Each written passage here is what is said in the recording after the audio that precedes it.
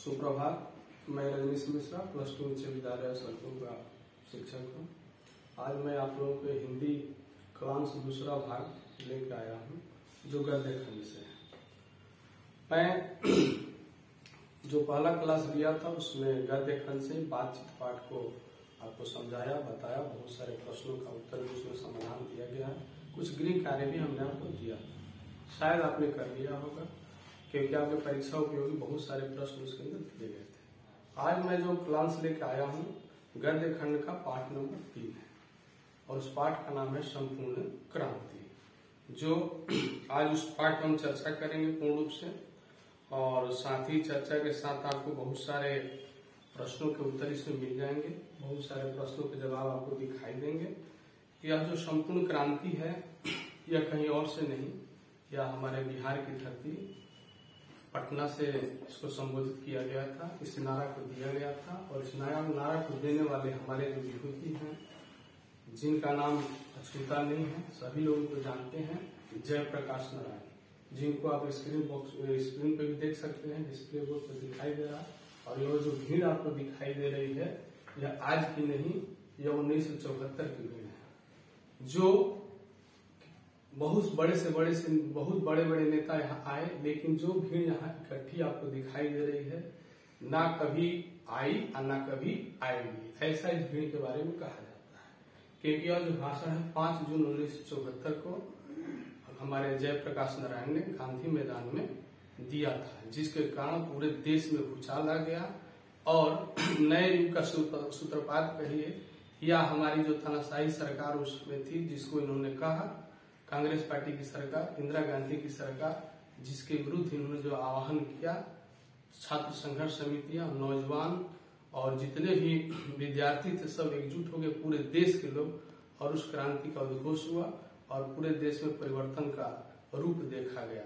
पहली बार अगर कांग्रेस पार्टी के खिलाफ कोई सरकार बनी, इन्हीं के आह्वान पर, इन्हीं के घोषणा से वो हुआ। इनके बारे में हम चर्चा करेंगे, बताएंगे कि संपूर्ण क्रांति में जयप्रकाश जी के नारायण जी के बारे में थोड़ा हम जानेंगे कि जयप्रकाश जी नारायण जी कौन है, उनका जन्म कब हुआ, क्या क्या उनके कर्म क्षेत्र रहे।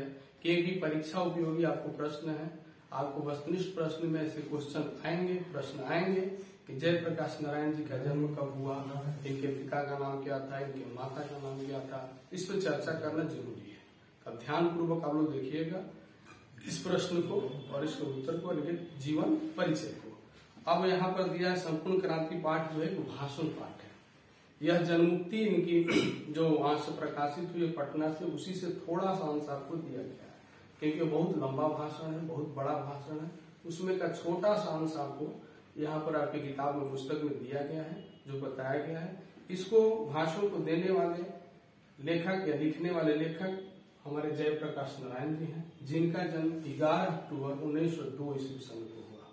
गांव का नाम है सीताव दियारा और जिला सारण बिहार या बलिया उत्तर प्रदेश। यह गंगा नदी के तट पर यह गांव बसा हुआ है। जब गंगा नदी का कटाव तो कुछ क्षेत्र इस गांव का चला गया उत्तर प्रदेश में और कुछ क्षेत्र जो बिहार में। तो बिहार के सारण जिला में भी यह गांव है और उत्तर प्रदेश के बलिया जिला में भी यह गांव है सीताव दियारा। वहीं पर इनका जन्म हुआ, उसी गाँव में। पुकार का नाम इनका बचपन में बाउल कहा जाता था। आगे जब इन्होंने आंदोलन शुरू किया, लोगों ने इनको जाना तो कोई इनको जेपी से संबोधित किया और कोई इनको लोक नायक की उपाधि दी गई और लोक नायक से इनको लोग जानते हैं। इनके माता और पिता, माता का नाम है फुलरानी और पिता का नाम है हर्षु दयाल। इनकी पत्नी, आपको क्वेश्चन एग्जाम में भी है कि जयप्रकाश नारायण जी की पत्नी का नाम क्या था और किनकी पुत्री थी। इस लाइन को जरूर आप ध्यान दीजिएगा। इनकी पत्नी का नाम है प्रभावती देवी और इनके पिता प्रसिद्ध गांधीवादी ब्रजकिशोर प्रसाद जी की एक पुत्री है, जिनसे इनका विवाह हुआ। आगे इनकी शिक्षा जो है, पढ़ाई लिखाई जयप्रकाश नारायण जी की जो है आरंभिक शिक्षा घर पे, फिर पटना कॉलेज में पढ़े और 1922 में शिक्षा प्राप्त करने के लिए अमेरिका चले गए। मार्क्सवाद और समाजवाद की शिक्षा अमेरिका में ग्रहण की। इनका राजनीतिक जीवन भी रहा। 1929 में जब ये आए तो कांग्रेस में शामिल हुए। 1932 में स्वामीनाथन अभियान आंदोलन में ये जेल गए। कांग्रेस सोशलिस्ट पार्टी की जब गठन हुई उसमें अहम भूमिका निभाई उन्होंने। और 1952 में प्रजातंत्र सोशलिस्ट पार्टी का भी उन्होंने गठन किया। 1954 में विनोबा भावे के सर्वोदय आंदोलन में भी भाग लिया, जो प्रमुख एक भूदान आंदोलन के प्रेरणा स्रोत रहे। हमारे विनोबा भावे की उनके साथ में उन्होंने रहा और 1974 में छात्र आंदोलन का नेतृत्व किया। उसी छात्र आंदोलन में उन्होंने जो भाषण दिया है, जो आपको पढ़ना है। जब पूरे देश में क्रांति चल रही थी तो नेतृत्व कौन करे, तो उस नेतृत्व को करने वाला एक बिहार का ही आदमी है, जिनका नाम है जयप्रकाश नारायण। तो बिहार आपके लिए बहुत अद्भुत जगह है और भूमि है, जो पूरे देश का नेतृत्व जब जब देश पर समय आया है, कठिन समय आया, उस समय नेतृत्व करने के लिए बिहार खड़ा हुआ है। उसी बिहार के लाल हैं जिनके बारे में हम चर्चा करें। और आपातकाल के दौरान जेल भी गए, इमरजेंसी लगा और इनके मार्गदर्शन में ही जनता पार्टी का गठन हुआ, जो आगे चल के बहुत सारे पार्टियों में विभाजित भी हो गया। प्रमुख रचना है रिकंस्ट्रक्शन ऑफ इंडिया पॉलिटी और इनकी कुछ कविताएं भी उन्होंने लिखी है। हो सकता है एग्जाम में पूछ दे कि रिकंस्ट्रक्शन ऑफ इंडिया पॉलिटी के रचनाकार कौन है, तो उनका जयप्रकाश नारायण। साथ ही इनको सम्मान दिया गया। 1965 में समाज सेवा के लिए मैग्सेसे सम्मान मिला, जो प्रमुख सम्मान है एशिया में। और 1998 में भारत रत्न सम्मान दिया गया। भारत रत्न की उपाधि इनको दी गई। भारत के लाल हैं, भारत के लिए बहुत ही जरूरी कार्य इन्होंने किया है। स्वतंत्रता आंदोलन से लेकर और आजादी के बाद भी इनका योगदान बहुत महत्वपूर्ण रहा। साथ ही इनकी मृत्यु जो है 8 अक्टूबर 1979 को हो गई। इनके बारे में हमारे राष्ट्र कवि जो बिहार के हैं डॉक्टर रामधारी सिंह दिनकर जी ने इनके बारे में 4 लाइनें कही है, जो बहुत ही इम्पोर्टेंट है, महत्वपूर्ण है जयप्रकाश वह नाम जिसे इतिहास समादर देता है, बढ़कर जिसके पद चिन्हों पर पूर्व पर अंकित कर लेता है। ऐसे जयप्रकाश नारायण जी थे जिनको इतिहास, वर्तमान और भविष्य और इतिहास तीनों कालों में ये जो है पूजनीय रहे हैं। इनको आदर देता और इनको पूर्व पर, हृदय पर लोग अंकित कर लिए। इतना इनका प्रभाव हमारे समाज में रहा। अब जो है भाषण हो रहा है, यहाँ पर 2 लोगों का चित्र दिया गया है। एक है फणीश्वरनाथ रेणु और एक है रामधारी सिंह दिनकर। अब ये 2 हमारे बिहार के ही हैं और तीसरे हमारे जयप्रकाश नारायण जी भी हैं। जब भाषण वहां शुरू हुआ जयप्रकाश नारायण जी का, उसके ऊपर और भाषण देने का मुख्य उद्देश्य क्या था और संपूर्ण क्रांति का नारा का मुख्य विषय क्या था। इन्होंने सिर्फ संपूर्ण क्रांति में 5-6 क्रांतियां जुड़ी हुई है इनके विचारधारा के अनुसार और देश की जरूरतों के अनुसार। पहला जो था राजनीतिक क्रांति, आर्थिक क्रांति, सामाजिक क्रांति, सांस्कृतिक क्रांति, बौद्धिक क्रांति, शैक्षणिक क्रांति और आध्यात्मिक क्रांति को मिला करके एक क्रांति उन्होंने बनाया, जिसका नाम है संपूर्ण क्रांति, जो भारत में उद्घोष हुआ और इंदिरा गांधी के साम्राज्य का पतन हुआ। इस भाषण को जब इन्होंने शुरू किया, वहां पर असंख्य भीड़, जिसकी हम गिनती नहीं कर सकते, इतनी भीड़ वहां इकट्ठा हुई थी। और भीड़ जो थी मंत्र मुग्ध होकर के एकदम ध्यान पूर्वक, किसी प्रकार का कोई शोर शराबा नहीं, कोलाहल नहीं, हल्ला नहीं, और चुपचाप इनके भाषण को सुन रही थी। यह भाषण 5 जून 1974 को गांधी मैदान पटना में दिया गया। जयप्रकाश संपूर्ण क्रांति का नारा दिया और संपूर्ण देश के लाखों नौजवान, विद्यार्थी, संघर्ष समिति के जो छात्र थे, चाहे जो समितियां बनाई गई थी, सभी इकट्ठा हुए थे। सिर्फ बिहार के नहीं, पूरे देश से लोग यहाँ इकट्ठा हुए थे। किसके भाषण को सुनने के लिए?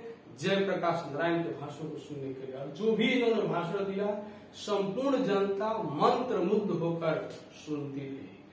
तब इन्होंने उस भाषण का प्रारंभ रेणु जी का अर्थ क्या है? फणीश्वरनाथ रेणु, जो बहुत बड़े अच्छे लेखक और कवि के रूप में हमारे बिहार में जाने जाते हैं, पूरे देश में जाने जाते हैं। रेणु जी का पहला वहां पर कविता पाठ हुआ। उस कविता पाठ के बाद हमारे भाषण देने के लिए जब उपस्थित हुए जयप्रकाश नारायण जी, इन्होंने कहा कि अभी अभी जो आपने कविता सुनी रेणु जी की, उसमें जो भी बात उन्होंने कही है पूर्ण रूप से सच्ची है। सच्ची घटना क्या है कि हमारे देश में जो आज परिस्थिति बनी हुई है, चारों तरफ महंगाई है, भूखमरी है, गरीबी है, अत्याचार है, भ्रष्टाचार है, सारी बात इन्होंने कह दी है। अब इसी की व्याख्या यहाँ पर करनी है। जब मैं वेलोर जा रहा था, उसी समय वहां जब मैं पहुंचा तो वहां पर हमारे रामधारी सिंह दिनकर जी भी वहीं पर थे, मद्रास में हमें मिले और उन्होंने कहा कि जो आपने आंदोलन शुरू किया है वह देश हित के लिए बहुत ही जरूरी था और जरूरी है, हम लोग आपके साथ हैं। कारण क्या है कि जो हमको आजादी मिली, जो स्वराज्य का सपना पंडित जवाहरलाल नेहरू ने देखा था, जो उसमें समस्याएं थी, जो वह परेशानियां थी, वो अभी हमको प्राप्त करने के लिए स्वराज्य प्राप्ति बहुत दूर था। तभी किसी कारणवश जवाहरलाल नेहरू जी चले गए, लाल बहादुर शास्त्री जी चले गए और इंदिरा गांधी आ गई। जो तानाशाही सरकार आज सब कुछ भूल करके अत्याचार पर तुली हुई है, भ्रष्टाचार का चरमोत्कर्ष पार हो गया है और अन्याय करके वह गद्दी पर बैठी और जीत करके, क्योंकि उसका जीत नहीं, वह जीत किसी और का था जिसके खिलाफ पूरे देश में आक्रोश था और पूरे देश उस युद्ध में, उस लड़ाई में, इस क्रांति में शामिल हुआ। आगे बताते हैं कि जो मैंने किया है वह है, दिनकर जी की भी चर्चा हुई है, लेकिन कुछ दिनों बाद पता चला कि दिनकर जी 1974 में उनकी मृत्यु हो गई, वही मद्रास में, और वे हमारे बीच नहीं रहे। क्रांतिकारी विचार उनके नहीं रहे जिन पर अमल करना आसान नहीं। उन्होंने बताया था दिनकर जी की चर्चा क्यों कर रहे हैं, क्योंकि बिहार की विभूति हैं। रेणु जी की चर्चा क्यों करें, बिहार की विभूति। और जयप्रकाश नारायण उनको याद दिलाया और दिनकर जी के विचारों को भी बताया। उनका विचार क्या था, कह रहे हैं कि यह आसान नहीं है, अमल करने पर हमें बलिदान करना होगा, हमें बलिदान करना होगा, कष्ट सहना होगा, गोलियां खानी होगी, लाठियां खानी होगी, जेल जानी होगी। ये सब जो है क्यों ऐसा करना होगा, क्योंकि पूरे देश में आज भूख है और महंगाई है। रिश्वत के बिना कोई काम जनता का बनता नहीं है। यह परिस्थिति हमारे देश में व्याप्त है। इसी की चर्चा जो है जयप्रकाश नारायण कर रहे हैं। तभी लोगों ने तालियों गड़गड़ाहट की, कहते कि नहीं, हरगिज आप लोग तालियां न बजाएं, सिर्फ हमारी बातों को ध्यान से सुने, फिर जनता वहां शांत हो जाती है।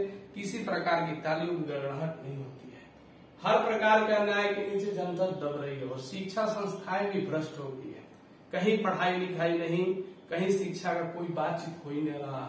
और यहाँ पर कहते हैं जयप्रकाश नारायण जी कि मैं हमेशा कहता रहा हूं, मैं बराबर कहता रहा हूं, यूथ फॉर डेमोक्रेसी, लोकतंत्र में नौजवानों का क्या योगदान है। इसकी चर्चा मैं आज से नहीं, स्वतंत्रता के बाद से मैं कर रहा हूं, लेकिन कोई हमारी बातों पर ध्यान देता नहीं है। लोकतंत्र में नौजवानों का अहम योगदान है। कारण क्या है कि हम लोग बूढ़े हो गए हैं और बूढ़े लोग क्या कर सकते हैं, समाज में सलाह दे सकते हैं, नेतृत्व नहीं कर सकते हैं। मैंने यह बात बार बार कही है और आज भी इस बात को कहता हूं कि आप लोग नौजवान हैं, आपके हाथ में ताकत है, आपके पास शक्ति है, आपके पास ऊर्जा है, आपके पास ज्ञान है। आप आगे बढ़िए, हम आपका सहयोग करेंगे, हम आपका साथ देंगे, हम आपको जहां दिक्कत होगी वहां बताएंगे। लेकिन नौजवानों ने कहा कि नहीं, सलाह देने से काम नहीं चलेगा, आपको नेतृत्व करना पड़ेगा, आपको देखना होगा, आपको इस जो क्रांति है, जो संघर्ष है, इसको आगे लेकर चलना होगा। मैं टालता रहा, मैंने अस्वीकार कर कि नहीं, मैं नेतृत्व नहीं करूंगा। मैं इस बात को टाल रहा था कि आप लोग कीजिए, आप लोग लेके आगे चलिए। लेकिन हुआ क्या, अंत में हमें वह नेतृत्व स्वीकार करना पड़ा। मैंने स्वीकार कर लिया, लेकिन इस शर्त पर मैंने नेतृत्व को स्वीकार किया। शर्त क्या था, यहाँ पर यह प्रश्न भी है कि नेतृत्व के संबंध में जयप्रकाश नारायण के क्या विचार थे। तो मैंने नेतृत्व स्वीकार किया, कर लिया। उसके बाद मैंने कहा, परंतु छात्रों से आप सभी से अनुरोध है कि नाम के लिए मुझे नेता नहीं बनना है।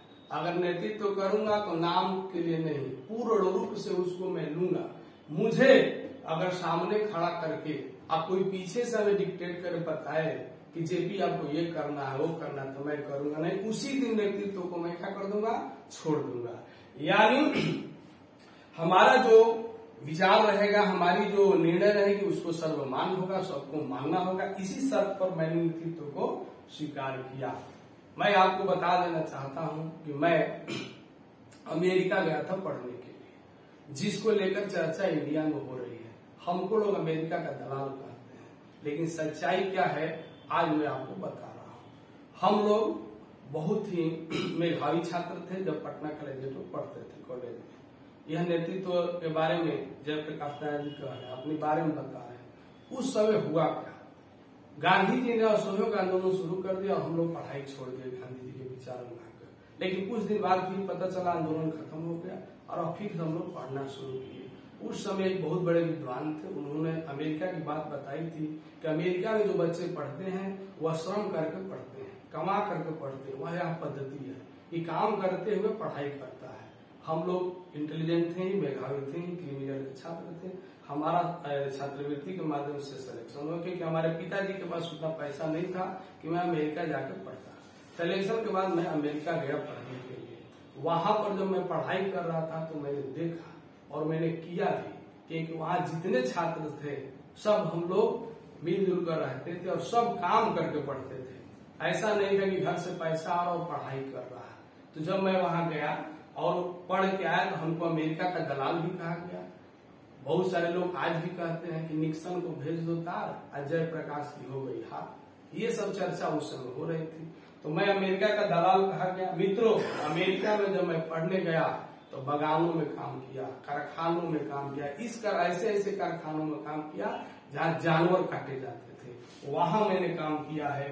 हम 3-4 विद्यार्थी मिलकर खाना पकाते थे, एक रूम में रहते थे, एक ही खटिया रहता था, एक ही रजाई रहता था। एक हमारे साथ में अमेरिका का कोई स्टूडेंट रहता था जो अमेरिकन था, वो भी हमारे साथ में रहता था। हम लोग वहां मजबूरी में रहे, पढ़े, कह रहे कि खाना पकाते, कोठरी में कई आदमी मिलकर रहते।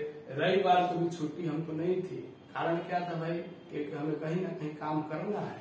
1 घंटा कहीं रेस्तरां में काम कर लिया, होटलों में काम कर लिया, प्लेट धो लिया, जो कुछ मिला उसको खा लिया, यहाँ तक कि बर्तन धोया, वेटर का काम किया, शू पॉलिश में जाके जूता पॉलिश किया, साथ ही उससे लेकर कमोड तक साफ किया है, लैट्रिन तक हमने साफ किया। तब जाके मैं वहां पर पढ़ाई किया। और जब फिर हम लोग पास कर गए, जब हमको नौकरी वहां मिल गई, कॉलेजों में अध्यापन कार्य शुरू कर दिया, तब ये सब समस्याएं खत्म हुई। उसके बाद जब मैं अमेरिका से लौटा तो अमेरिका में पढ़ते समय ही कार्य मेडिसिन में घोर कम्युनिस्ट हो गया था। कम्युनिस्ट पार्टी मैंने ज्वाइन कर ली थी और कम्युनिस्ट की विचारधारा से मैं वहां प्रभावित था। क्या कम्युनिस्ट का विचारधारा था? वही कह रहा है कि वह लेनिन का जमाना था, ट्रास्टर्सी का जमाना था। 1924 में लेनिन मरे थे और 1924 में मैं मार्क्सवादी बन गया था। मार्क्सवादी की विचारधारा से कि दुनिया के मजदूरों एक हो जाओ और क्रांति के बिना कुछ प्राप्त होगा नहीं। यह बात वहां पर मैंने सीखा, जाना, और वहां से जब मैं लौटा था तो घोर कम्युनिस्ट बन के लौटा था। पूर्ण रूप से कम्युनिस्ट पार्टी की तरफ मेरी विचारधारा थी और उसी से मैं जुड़ा हुआ। लेकिन जब मैं यहाँ आया, आने के बाद लेकिन उसी समय वहां पर लेनिन ने, मैं यहाँ आकर के कांग्रेस में क्यों दाखिल हुआ, क्यों भारत आया जब 1929 में, तो कांग्रेस को ज्वाइन कर लिया। कारण यही था कि हमारे जो गुरु लेनिन थे, उन्होंने कहा था कि जो देश गुलाम है, जहां पर दूसरे देशों का शासन है, वहां पर अगर कोई क्रांति की लड़ाई चल रही है, किसी पार्टी के द्वारा संघर्ष किया जा रहा है, आंदोलन किया जा रहा है, कोई पार्टी काम कर रही है, चाहे वो पार्टी पूंजीपतियों की हो, चाहे वो बुजुर्गा वर्ग, कम्युनिस्ट भाषा में कह रहा है उसको बुजुर्गा वर्ग कहा गया है, यानी उनकी अगर विचारधारा है, पूंजीपतियों की पार्टी है, फिर भी हमको उससे अलग नहीं करना है, हमें अपने आप को आइसोलेट नहीं करना है, हमें उसके साथ जुड़ जाना है, चाहे हमारी विचारधारा कोई हो। और मैं इसी कारण कांग्रेस पार्टी को ज्वाइन किया और तब तक कांग्रेस पार्टी में रहा जब तक देश स्वतंत्र नहीं हुआ। मैं बहुत दिनों तक कांग्रेस पार्टी के नेतृत्व में काम किया है। कह रहा है कि आजादी की लड़ाई में अपने को अलग नहीं रखना चाहिए, भले उस पर लड़ाई करें, पूंजीपतियों के हाथ में हो, फिर भी कम्युनिस्टों को अलग नहीं रहना है। क्योंकि कुछ समय कम्युनिस्ट पार्टी भारत में काम कर रही थी, मैं कम्युनिस्ट पार्टी को ज्वाइन नहीं करके किसको ज्वाइन कर लिया, मैं कांग्रेस पार्टी को ज्वाइन कर लिया। अगर कोई कहते कि आज हम देख रहे हैं कि डेमोक्रेसी का दुश्मन, अगर कोई लोकतंत्र का दुश्मन है तो वे लोग हैं जो जनता के शांतिमय कार्यक्रमों में लाठियां चलवाते हैं और उनके कार्यक्रमों को समाप्त करते हैं। जो आंदोलन हो रहा है, जो छात्र आ रहे हैं, जो लोग आ रहे हैं, उनको स्टेशनों पर रोका जा रहा है, बसों में रोका जा रहा है, लाठियों से पीटा जा रहा है, जेलों में भरा जा रहा है। इस तरह का क्रूर हरकत अंग्रेजी शासन भी नहीं की थी। ये जो आप पिक्चर में देख रहे हैं, इंदिरा गांधी, इन्हीं का उस समय राज था, ये प्रधानमंत्री थे और इन्होंने क्या किया था कि देश में जो भ्रष्टाचार और जो अत्याचार था, जो रिश्वतखोरी थी, उसको बढ़ावा था, गरीबी हटाओ का नारा था, लेकिन ये सब दिखाई देता नहीं था। और इसी कारण पूरे देश में उबाल था और उसी उबाल के कारण पूरे देश के लोग एक जगह जुटे और यहाँ पर हमारे 5 जून 1974 को इन्होंने भाषण दिया और इन्हीं की बात कर रहे हैं कि ये जो सरकार है यह डेमोक्रेसी का दुश्मन है और वे लोग ही दुश्मन है जो जनता के शांतिमय कार्यक्रम जो बाधा, हम लोग तो शांतिपूर्ण आंदोलन करें, शांतिपूर्ण बात करें, इसमें बाधा कर रहे हैं। हमारी गिरफ्तारियां हो रही, हम पे लाठी चलाई जाती है, गोलियां चलाते हैं। मित्रों कहते हैं, मित्रों मेरा किसी व्यक्ति से कोई झगड़ा नहीं है, मैं किसी व्यक्ति से लड़ाई नहीं करता, चाहे वह इंदिरा जी हो या कोई हो। हमें नीतियों से झगड़ा है, सिद्धांतों से झगड़ा है, कार्यों से झगड़ा है, चाहे कोई हो। मेरा विरोध, मैं उसका विरोध करूंगा। क्योंकि कुछ लोग कहते हैं कि आप जो है क्या कर लीजिए, समझौता कर लीजिए, इंदिरा गांधी से बातचीत कर लीजिए, लेकिन मुझे इंदिरा गांधी से थोड़ी लड़ाई है। इंदिरा गांधी के सिद्धांत से लड़ाई है, इंदिरा गांधी की विचारधारा से लड़ाई है, इंदिरा गांधी के जो करवाए कार्य है उससे हमको लड़ाई है। व्यक्ति विशेष से हमें कोई लड़ाई नहीं है। वो वहां पर यहाँ चर्चा कर रहे हैं कि हम लोग जब नौजवान थे उस समय देश का आंदोलन चल रहा था। गांधी जी कोई बात कहते थे, हमारे अंदर यह ताकत होती थी कि हम लोग गांधी जी का विरोध करते थे। उनकी बातों को कहते थे कि बापू हम आपकी बात को नहीं मानते हैं, लेकिन गांधी जी के अंदर बड़प्पन था, बापू के अंदर बड़प्पन था। वे हमको बुलाते थे, हमसे बातचीत करते थे, बात को समझते थे, हमें समझाते थे। हम नहीं समझे तो भी हमने विरोध किया, उस पर कोई उनका आपत्ति नहीं था। मैं नेहरू जी को भी अपना बड़ा भाई मानता था। नेहरू जी भी बहुत हमें प्रेम करते थे और हम लोग साथ में बैठते थे, बातचीत होती। उनके विचारधारा से मैं बहुत सारी जगह असहमत था, चाहे वह चीन का मुद्दा हो, चाहे कोई विदेशी मुद्दा, उससे मैं असहमत रहा। लेकिन वे जब भी हमारी बातों को सुनते थे, हमको बुलाते थे, बातचीत करते थे और उस पर चर्चा होती थी। जो बात माननी थी मानते थे, जो बात नहीं माननी थी नहीं मानते थे। लाल बहादुर शास्त्री जी की भी चर्चा करते कि इन्होंने भी हमसे, इनके प्रति भी हमारा विद्रोह रहा, हम इनकी बातों को कुछ नहीं माने, लेकिन फिर भी इन्होंने भी बातचीत की। लेकिन यह जो इंदिरा गांधी की सरकार है यह हमारी बातों को सुनती नहीं है, हमारी बातों को मानती नहीं है। यह एकदम अत्याचारी सरकार है, जिसको हम डिक्टेटरशिप कहेंगे, निरंकुश कहेंगे, अहंकारी सरकार है। किसकी अहंकारी सरकार है भाई? यह इंदिरा गांधी। किसी की चर्चा यहाँ पर कर रहे हैं और बता रहे हैं, इस बात को बार बार समझा रहे हैं कि हमें कह रहे हैं कि नहीं है, उस जमाने में जरूरत थी गांधी जी की चर्चा, यहाँ मैंने अपने कर दिया, सब लिखा हुआ, प्रेम करते थे, आलोचना पूरा, ये सब सारी। लेकिन आज हमारे यहाँ समस्या बहुत विकराल रूप ले लिया है। वह विकराल रूप क्या है? ज्यादा करप्शन है कहा। अब एक बात की चर्चा कर रहे हैं, आज एक बात की चर्चा है, मान लीजिए कह रहा है कि सबसे ज्यादा चलते खर्चा जो है, करप्शन जो है, वह राजनीति में है, पॉलिटिक्स में है, जो हमारे यहाँ हो रहा है। वह चर्चा उस जमाने में भी थी, आज भी वह चर्चा है, जिसपे लोग इसे चर्चा कर रहे हैं। ये हमारे जयप्रकाश नारायण जी कहते हैं कि सबसे ज्यादा अगर कोई करप्शन कहीं है तो वह हमारा राजनीति में है। इलेक्शन का खर्चा, चुनाव का खर्चा बड़ा मुद्दा है, इसको आज भी हमें समझना होगा। जहां भी इलेक्शन, हर वर्ष हम देखते हैं कि इलेक्शन होते रहता है, जो जनता की गाढ़ी कमाई है उस पर खर्चा होते रहता है, इस पे किसी का ध्यान नहीं है।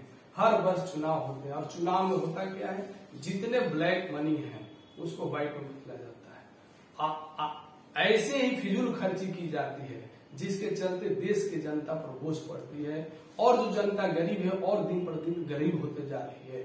यही बात की चर्चा यहाँ पर जयप्रकाश नारायण जी कर रहे हैं। इलेक्शन का खर्चा, चुनाव का खर्च, करोड़ों रुपयों में चुनाव का खर्च करेंगे। एक तरफ गरीबी हटाओ का नारा लगाएंगे, समाजवाद का नारा लगाएंगे और सब रुपया ब्लैक मार्केटिंग लोगों के पास इकट्ठा करेंगे और इलेक्शन में खर्चा करेगा। अनअकाउंटेड मनी, जिसका कोई काउंटिंग नहीं। आज भी हम देख रहे हैं हमारे समाज में, हमारे देश में, हमारे राज्य में, हर जगह जब भी चुनाव आता है ब्लैक मार्केट का पैसा पकड़ा जाता है, क्योंकि उसको खर्चा करना है। हर जगह पार्टी वालों के द्वारा भी होता है, लोगों के द्वारा भी। तो यही कर रहे कि अब काम चल रहा है। किताब में केवल अपने कम्युनिस्ट भाइयों के भ्रामक प्रचार के सफाई के लिए मैं कहता हूँ। हमारे कुछ कम्युनिस्ट भाई कह रहे हैं कि जेपी जी आए हैं और जेपी जी चाहते हैं कि दल विहीन समाज की स्थापना हो। कोई दल नहीं रहेगा, क्योंकि कम्युनिस्ट पार्टी का वही विचारधारा। मार्क्स का वही विचार था कि दल विहीन राज्य की स्थापना करेंगे। तो मैं उनके भ्रामक प्रचार के लिए कह देता हूँ कि मैं उस चर्चा में नहीं हूँ, अगर तुम उसमें हो तो तुम्हारे जो गुरु थे उन्हीं की बात में कह रहा हूँ। यहाँ पर कह रहे हैं कि कलयुग भ्रामक और सफाई के लिए इतना ही कहूंगा कि दल विहीन लोकतंत्र तो मार्क्सवाद तथा लेनिन का था। लेनिन का वाद के मूल सिद्धांत में से है, यद्यपि उसका उद्देश्य दूर का है। मार्क्सवाद के अनुसार समाज में जैसे जैसे साम्यवाद की ओर बढ़ेगा, या मार्क्सवाद ने बताया कि जैसे जैसे समाज जो है हमारा साम्यवाद की तरफ बढ़ता है तो स्टेट का क्षय हो जाता है, राज्य रहता नहीं है। जब राज्य खत्म हो जाएगा तभी लोगों का शासन होगा। जब तक राज्य रहेगा, शासन करने वाला शोषक वर्ग रहेगा, शोषित होगा ही।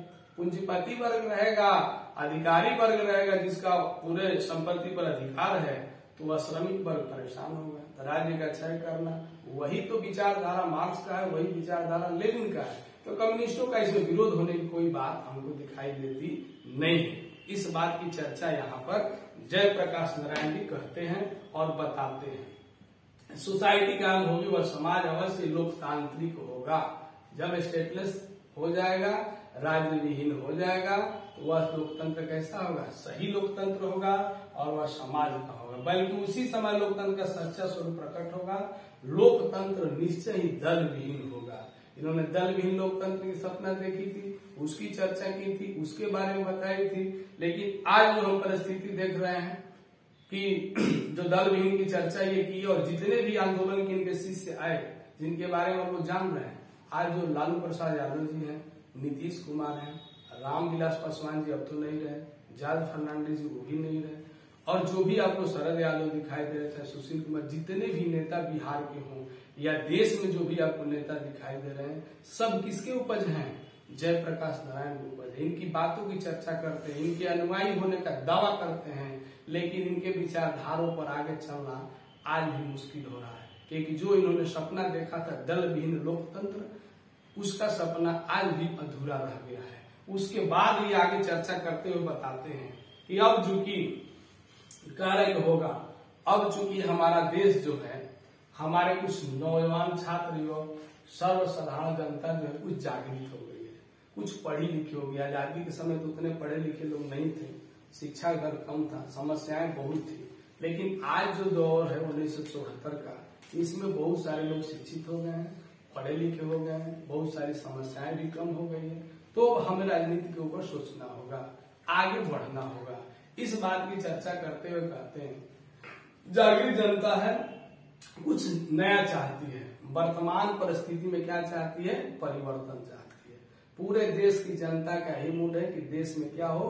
परिवर्तन हो, यानी इंदिरा गांधी की सरकार जाए और दूसरी कोई सरकार आए। इसीलिए पूरे देश की जितनी भी पार्टियां हैं सब एकजुट हो गई हैं, सब एक छत के नीचे आ गई हैं। जरूरत है इसको समझने की और जानने की। यहाँ पर बताते हैं चाहती, अतः इस परिस्थिति का लाभ उठाकर मैं चाहूंगा कि जो असंगठित जनता है, जो इधर उधर टूट फूट गई है, चारों तरफ बिखरी हुई है, उसे संगठित होने की जरूरत है। जब तक हम संगठित नहीं होंगे, यह हमारा जो क्रांति है, आंदोलन है, यह अपने पूर्ण तक जाएगा नहीं। संगठित हो जाएंगे और शक्ति आ जाएगी। आदमी का हम ऐसे आदमी, सही आदमी का हम चुनाव करेंगे। जब संगठन बनेगा, विचारधारा एक होगी, तो हमारे समाज में भी जो नेता चुन के आएंगे उस सही नेता का चुनाव होगा। और सही नेता कौन होगा? जो हमारे बीच का होगा, हमारी बातों को समझेगा, हमारे दुख दर्द को जानेगा। वैसे नेता का हम चुनाव करेंगे और उसी को विधानसभा और लोकसभा में भेजेंगे। क्योंकि पढ़ी लिखी जनता, समझदार जनता जब संगठन में आएगी तो इस बात पर आगे चर्चा करेंगे। कहते हैं चुनाव प्रतिनिधियों का आचरण, देखो सही आदमी का चुनाव कर सकता था। चुनाव के बाद हमारे जो प्रतिनिधि है उनके आचरणों पर, उनके व्यवहारों पर हम क्या करेंगे? यथासंभव अंकुश रख सकेंगे, अपना कंट्रोल रख सकेंगे। ऐसा हमारे यहाँ होता क्यों नहीं है? क्योंकि जितनी भी पार्टियां हैं वे तो पहले जिनको टिकट देती हैं उनसे पैसा ले लेती हैं, और वह जानता है कि हमको वोट नहीं मिल रहा है, ये तो हमारे पार्टी को वोट मिल रहा है। यह जो जनता जो हमारे सामने खड़ी है, जो वोट हमको दे रही है, वह हमको वोट दे ही नहीं रही है। 3 प्रकार के क्रम चल रहे हैं। एक तो पैसे से उसको पहले अपने तरफ आकर्षित करेगा कि पैसा लेके वोट दो। नहीं देगा तो बल का प्रयोग करेगा, बल का प्रयोग नहीं हो पाएगा तो उसके मनोमस्तिष्क को वास करने के लिए वैसे लोगों को लगा देगा, और चाहे जाति पार्टी में बांट दे या धर्म में बांट दे। इस तरीके से जो असंगठित जनता है उसका वोट लेने का ये लोग अपना उपयोग करते हैं और अपना व्यवस्था करते हैं। लेकिन मेरा कहना है कि सबको एकजुट हो जाए, सब एक विचारधारा के नीचे आए और सही नेता का चुनाव करें, जिसका सही आचरण हो, सही व्यवहार हो और जनता की बातों को सुने। तो जनता की बात को कौन सुनेगा? जो जनता के बीच से आएगा। हमारे बीच से जब वो आएगा उसको पता चलेगा हमारे वोट के महत्व का, तब वो हमारी बातों को सुनेगा। जब तक ऐसा रिश्ता नहीं रखेगा तब तक हमारी बातों को सुनेगा नहीं। यह जयप्रकाश नारायण जोर देकर इस बात को कहते हैं कि चुनाव कर सके तो चुनावों के बाद अपने प्रतिनिधियों के आचरण से अंकुश रख सके। इस संबंध में कुछ सुझाव है कि बताते हैं कैसे होगा। एक तो यह है कि जब विधानसभा का चुनाव हो तो हमारी संघर्ष तथा जन संघर्ष समिति जो भी हमने बनाया है और जो हम बनाएंगे वे मिल करके आम राय से अपना उम्मीदवार रखेंगे। आम राय का मतलब क्या भाई? सब लोग मिल करके एक विचार रखेंगे और उस विचार में जो फिट बैठेगा उसी को हम नेता चुनेंगे। हो सके हम गांव लेवल पर आम राय बनाए, ब्लॉक लेवल पर आम राय बनाए, जिला लेवल पर आम राय बनाए और राज्य लेवल पर भी आम राय बनाए, क्योंकि ऐसा बनाने के कारण वह हमारे बीच से आएगा और हमारा नेता बनेगा और हमारी बातों को सुनेगा। और उसके अंदर भी देखा जाएगा कि उसका नैतिक आचरण कैसा है, वह स्वच्छ है कि नहीं। क्योंकि यह जो बाजारवाद है, जो पूंजीपतिवाद, जो पैसा का जो खेल चल रहा है राजनीति में, भ्रष्टाचार जो दिखाई दे रहा है हमको इलेक्शन में जो दिखाई दे रहा है, इसमें गरीब जनता कभी इलेक्शन नहीं लड़ सकती और गरीबों का चुनाव होता नहीं है। जिसकी जरूरत है वह नहीं जाता है, जिसकी जरूरत नहीं वह चला जाता है, जिसके चलते आज भी हमारे यहाँ जो गरीबी है दिन रात बढ़ रही है, उसमें किसी प्रकार का कमी नहीं है। कारण यही है, कह रहा है कि उम्मीदवार खड़ा करके चुनाव करे कि वहां पर मैं होगा जाएगी, मिल करके आम राय से अपना उम्मीदवार खड़ा करेंगे। जब उम्मीदवार चुनाव जीतेगा तो उसके भावी जो कार्यक्रम बनाएगा कि हमें करना क्या है, उस पर हम लोग ध्यान रखेंगे, उसकी हम निगरानी करेंगे, उसके बारे में हमारा विचार जो होगा वहां रखा जाएगा। वह कार्य अच्छे तरीके से नहीं करेगा तो उसे इस्तीफा देने के लिए लोग बाध्य कर देंगे कि तुमको इस्तीफा देना होगा। कारण क्या भाई? कि हमारे विचार के द्वारा तू वहां पर गया है। इस तरीके का हमें कार्य करना होगा, तभी इंदिरा गांधी की सरकार जाएगी, नहीं तो संभव नहीं है। फिर आगे करते हैं, कर देंगे। फिर जनता की या छात्रों की निर्दलीय जो संघर्ष समिति बन गई है, जो भी निर्दलीय, दलीय नहीं निर्दलीय, दल विहीन, कोई दल नहीं, किसी दल के झंडे के अंदर हमें चुनाव नहीं लड़ना है, बात नहीं करना है। निर्दलीय जो संघर्ष समिति कायम होगी, जो काम करेगी, किसी दल की नहीं होगी, अस्थायी रूप से कायम रहेगी और केवल लोकतंत्र के लिए नहीं, कह रहे कि हमेशा के लिए कार्यरत है, कार्य करती रहेगी और सिर्फ लोकतंत्र के लिए ही नहीं बल्कि सामाजिक, आर्थिक, नैतिक क्रांतियों के लिए अथवा संपूर्ण क्रांति के लिए एक बहुत बड़ा महत्वपूर्ण कार्य होगा। कारण कि सामाजिक आर्थिक जो क्रांति है यह भी जरूरी है, क्योंकि समाज में बदलाव कब होगा? जब हमारे बीच का आदमी आएगा। उसके बाद आर्थिक बदलाव भी होगा और नैतिक बदलाव भी होगा। तीनों जरूरी है। तीनों का देख रेख कौन करेगा? जो हमारी संघर्ष समितियां, छात्र समितियां बनेंगी, वह इस पर ध्यान रखेंगी और वह अपना कार्य करती रहेंगी। निगरानी के साथ साथ वो और क्या करेंगी? तो जो भी हमारी लोग हैं, जो जमींदार लोग हैं, चाहे जो हमारे गांव में जो भी अधिकारी वर्ग है जो रिश्वत लेता है या किसी के जमीनों पर अधिकार प्राप्त करता है, उसका भी देखरेख करेगा और इस बातों को वह रखेगा और सारे समाज को बताएगा। उससे लोगों को परेशानियों से मुक्ति दिलाएगा। यह काम मुख्य रूप से किसका होगा? संघर्ष समिति का होगा और कह रहे हैं कि छात्र समिति का होगा, जो कार्य करेगी। पूरे भाषण में इन्होंने और कह रहा है कि संपूर्ण क्रांति का नारा इन्होंने दिया, महत्वपूर्ण है। पूरे भाषण में इन्होंने सारे बातों को रख दी, जो बात इनको कहनी थी वहां पर बताया और उसको ध्यान पूर्वक लोगों ने सुना। इस भाषण का निष्कर्ष क्या रहा? कह रहा है कि इस ऐतिहासिक भाषण के बाद हुआ क्या? पूरे प्रदेश और पूरे देश में विविध क्षेत्रों से जो आए लोगों ने इनको सुना, मंत्र मुग्ध होकर सुना और उन लोगों के हृदय में क्रांतिकारी विचार धधक उठे, जल उठे और उसके बाद आंदोलन ने विराट रूप लिया और पूरे देश में फैल गया, जिसके कारण कुछ ही दिनों बाद जब इनका भाषण खत्म हुआ, आंदोलन आगे बढ़ा, पूरे देश में जब फैल गया, कुछ दिन बाद जांच चल रही थी इंदिरा गांधी की और कह रहा है कि 12 जून 1975 इंदिरा गांधी दोषी करार दी गई, इन्होंने गलत तरीके से चुनाव जीता है। उसके बाद से इनकी कुर्सी जाने का डर हो गया और इंदिरा गांधी जो है रातों रात पूरे देश में आपातकाल की घोषणा कर दी। कब? 25 जून 1975 को आपातकाल की घोषणा हो गई, क्योंकि जनता उग्र थी, इंदिरा गांधी के खिलाफ थी और कोर्ट का भी आदेश आ गया कि इंदिरा गांधी जो है इस लायक नहीं रही, कुर्सी उनकी चली गई तो रातों रात इमरजेंसी लगा, पूरे देश में अत्याचार का बोलबाला हो गया। जहां देखो 144 लाख मारपीट की घटनाएं, जेलों में बंद। उसी दरमियान जयप्रकाश नारायण को भी जेल में बंद किया गया। जेल में तो बंद हुए, क्रांति पूरे देश में भड़का चला, जो हमारे भारतीय इतिहास का काला दिन के रूप में उसको जाना जाता है, आपातकाल के दिन को। और पूरे 21 मार्च 1977 तक 21 महीने तक आपातकाल पूरे देश में रहा है और इस 21 महीने में जनता की दुर्दशा हो गई है।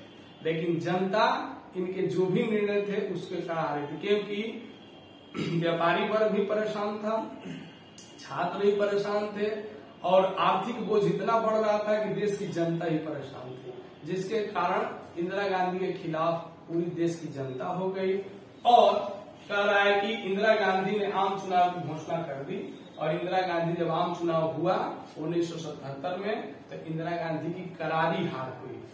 इनके विचारधारा के कारण, इनके भाषणों के कारण प्रभाव पड़ा कि इंदिरा गांधी की हार हो गई और उसमें जनता पार्टी की सरकार बनी, जो सभी पार्टियों का गठबंधन था। सारे पार्टी उस समय जनसंघ भी था, भाजपा, जितनी पार्टियां थी सब एक थी, कांग्रेस पार्टी एक तरफ, और यह सरकार बनी। और उसके प्रधानमंत्री कौन बने? जनता पार्टी की सरकार जब बनी तो मोरारजी देसाई, जो पहले गैर कांग्रेसी प्रधानमंत्री देश में बने, क्योंकि आजादी के बाद से लेकर 1977 तक, 1947 से 1977 तक पूरे देश में कांग्रेस पार्टी की राज थी, कांग्रेस पार्टी की सरकार चल रही थी। जवाहरलाल नेहरू के बाद लाल बहादुर शास्त्री और फिर इंदिरा गांधी। इंदिरा गांधी के आते ही देश का रूपरेखा बदल चुका था, उसी के खिलाफ ये सब कार्य हुआ। मोरारजी देसाई प्रधानमंत्री बने, लेकिन ये भी बेचारे पूरे ज्यादा दिन तक रह नहीं होता है और 1978 में इंदिरा गांधी को जेल भी जाना पड़ा इस कार्य के कारण। फिर 1969 में मोरारजी देसाई की सरकार गिरी और चौधरी चरण सिंह उस समय क्या बन गए? प्रधानमंत्री बन गए। लेकिन फिर यहाँ पर कह रहा है कि इनकी मृत्यु 1979 में हो गई, जयप्रकाश नारायण जी की मृत्यु। उसके बाद देश में जो बातें इन्होंने बताई, जो बातें इन्होंने कही, जो बातें इन्होंने रखी, उसको लोगों ने धीरे धीरे, जितने भी इनके शिष्य थे, विद्यार्थी थे, सबने अपना दल बनाया, सब लोग अपने दल के अनुरूप काम करने लगे। आज जितने भी दल आपके दिखाई दे रहे हैं, चाहे वो आरजेडी हो, जदयू हो, जो भी पार्टियां आपको बिहार में दिखाई, सब उन्हीं के देन है, जो आज दल के तहत आके कार्य कर रहे हैं। तो यहाँ पर चौधरी चरण सिंह ने फिर 1980 में जो परिवर्तन हुआ, इंदिरा गांधी फिर से आम चुनाव हुआ और उसे पूर्ण बहुमत के साथ जीत के आई, क्योंकि उनकी विचारधारा जो थी, जो बातें उन्होंने बताई थी, सर्वोदय की बातें बताई थी, अपने विचारधारा को रखी थी, दल बिल लोकतंत्र की चर्चा की थी, जिसके कारण देश में परिवर्तन हुआ। लेकिन उस विचारधारा को लोगों ने आगे नहीं ले गया और वहीं पर दब के रह गई। लेकिन आज भी लोग उनके शिष्य होने का दावा करते हैं। जब तक देश की जनता इनके कहे हुए बातों पर अमल नहीं करेगी, तब तक हमारे देश का उत्थान नहीं होगा। आज भी गरीबी हटाओ की नारा इंदिरा गांधी 1980 से दे रही हैं, आज भी गरीबी की हालत वही है। आज भी हमारे यहाँ 20 करोड़ जनता भिखमंगा, नंगा रूप में घूम रही है, जिसको देखने वाला कोई नहीं है। जो स्थिति उस समय थी, वही स्थिति आज भी हमें दिखाई दे रही है। आज भी क्रांति का उद्घोष दबे पांव में हो रहा है। अब इसमें कुछ प्रश्न, आपको बोर्ड संबंधी कुछ प्रश्न हैं जिन पर हम चर्चा करना चाहते हैं, जो आपको प्रश्न पूछे जाएंगे, आएंगे। जो मैंने आपको यहाँ पर सारांश के रूप में जो भाषण लिखा है, ऐसे तो भाषण बहुत बड़ा है, लेकिन छोटे रूप में आपको मैंने बताने का प्रयास किया है। और यहाँ पर जो प्रश्न है, आंदोलन के नेतृत्व के संबंध में जयप्रकाश नारायण के क्या विचार थे और आंदोलन का नेतृत्व किस शर्त पर स्वीकार किया, इनका विचार क्या था। यह जो आंदोलन है इसका नेतृत्व मैं नहीं, स्टूडेंट करें, विद्यार्थी करें, छात्र के लिए। मैं बूढ़ा हो गया हूँ, मेरी सलाह ले लें। यहाँ पर लिखा हुआ युवाओं का भूमिका है और वे करें, लेकिन युवाओं ने कहा कि नहीं, आपको ही स्वीकार करना होगा, आपको ही चलना होगा। तो मैंने शर्त रखा। कौन सा शर्त है भाई? जो मैं निर्णय लूंगा वह मेरा होगा। कोई मुझे पीछे से डिक्टेट करेगा तो मैं उसी दिन आंदोलन को क्या कर दूंगा, छोड़ दूंगा। या पैकेज में भी आंसर जो आपको दिए हम सारांश, उसमें भी लिखा हुआ है और इसके अंदर भी वही बात रखी हुई है। दूसरा क्वेश्चन है, दल विहीन लोकतंत्र और साम्यवाद में कैसा संबंध है। दल विहीन लोकतंत्र क्या है, साम्यवाद क्या है। जब दल विहीन लोकतंत्र की स्थापना करेंगे तो वह मार्क्सवाद और लेनिनवाद के मूल सिद्धांत पर चलता है। और उसमें जो होता क्या है भाई कि साम्यवाद की तरफ जो बढ़ेगा तो स्टेट का क्षय हो जाएगा, राज्य नहीं रहेगा और जनता की राज्य रहेगी। कोई मालिक नहीं है, सब सबका मालिक है, सब अपना काम करेगा। यही कह रहा है कि स्टेटस सोसाइटी, राज्य विहीन समाज कायम होगी और आज अवश्य ही लोकतंत्र होगा। उसमें कौन सा लोकतंत्र होगा, समाज लोकतांत्रिक होगा।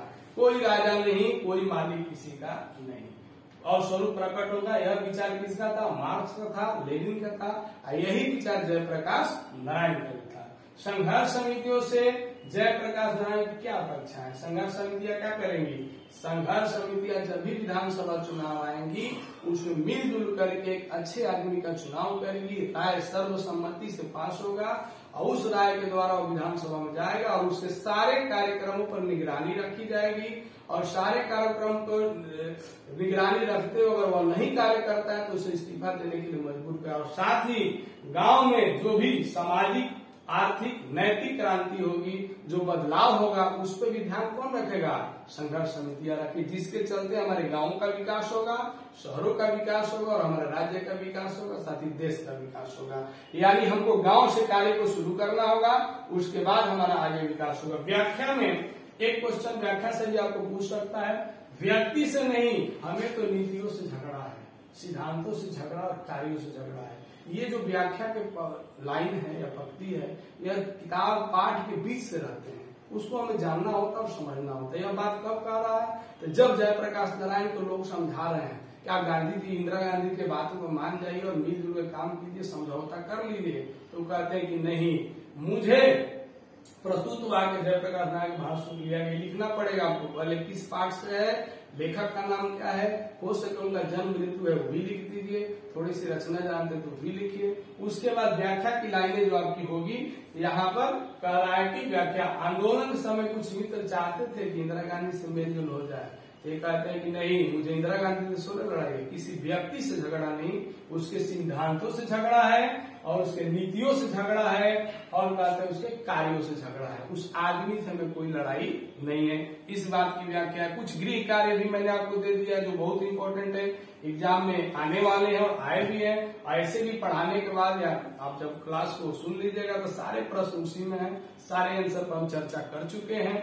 जयप्रकाश नारायण की पत्नी का नाम क्या था और एक इनकी पुत्री थी। जब कई बार लेखक परिचय आप देखिएगा उसके अंदर आपको मिलेगा, प्रभावती देवी। और जयप्रकाश नारायण किस प्रकार के नेतृत्व देना चाहते हैं, कैसा नेतृत्व देना चाहते हैं विद्यार्थियों को। कहते हैं कि यूथ फॉर डेमोक्रेसी, लोकतंत्र में विद्यार्थियों का क्या रोल है और तुम लोग नेतृत्व करो, हम तुमको सहायता करेंगे, हम तुमको बातें बताएंगे, क्योंकि राजनीति करना बूढ़ों का काम नहीं है, संघर्ष करना बूढ़ों का, राजनीति करना संघर्ष करना बूढ़ों का काम नहीं। हम तो बूढ़े हो गए, हम सलाह दे सकते हैं, हम आपको अच्छी बातें बताएंगे, कार्य आपको करने के आपके पास शक्ति है, जवानी है, ताकत है, जोश है, तो आप लोग काम करिएगा।